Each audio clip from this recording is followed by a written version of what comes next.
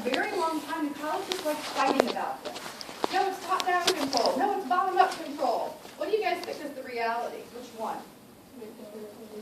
Perfect, exactly. It's both of them that are controlling the ecosystem. You can't just look at one of these systems. You have to look at it both ways. So read about this in chapter 20 if it's fuzzy to you at all. If not, hopefully it's kind of gotten its hold in your brain because of watching some of that stuff and learning some of what we've learned. But they call them trophic cascades. So think about like, oh, I already said this the other day, right? A big chocolate fountain going down. We're going down trophic levels. It's cascading down like a waterfall, falling down like that. Results in changes of biomass and species composition. So we can do this either from the top up or the bottom down. Okay, switching back to chapter 15. Bringing in some definitions that we've already started talking about in lab. And guys will be exploring further in lab today. And I'm so sorry we're inside today. The weather's not been cooperating. But we talked about community structure, and that's the set of characteristics that shapes the community. We've already talked about richness and evenness. How many different species are there, and what's the proportion of those species. And then species diversity, or they also call this species composition.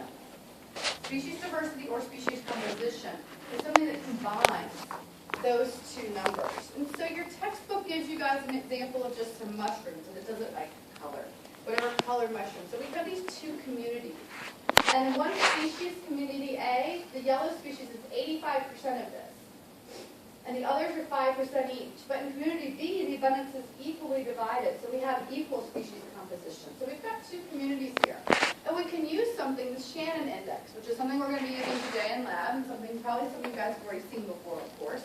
And the Shannon Index is the most commonly used species diversity index. That's H. And it just gives us an indication of how species rich and how even the communities are. Now, the handout that I have for you guys today, and it's already in your Desire to Learn page, it's also under your semester project folder. I put it in both places.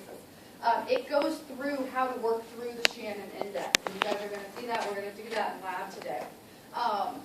But I also liked this from your textbook. So bring your textbook today to lab. And it talks in table 15.1, it goes through the yellow, orange, purple, brown.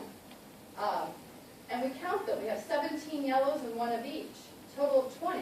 So to get the proportion, you take 17 divided by 20, right? For this one, 1 divided by 20, 1 divided by 20, 1 divided by 20, and your proportion should always add up to 1. You then take the ln, and you guys know what ln is, right?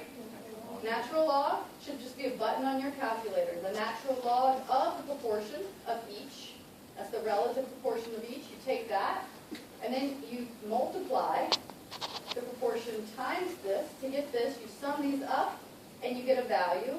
And then if you notice the formula, there's a negative symbol there. And that's how you switch the symbols, and you get a value, 0.589.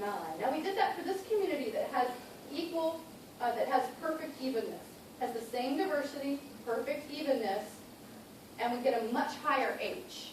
So what do you think H is trying to tell you? Higher values of H are telling you what? It tells you how diverse a community is in relationship to the number of species available.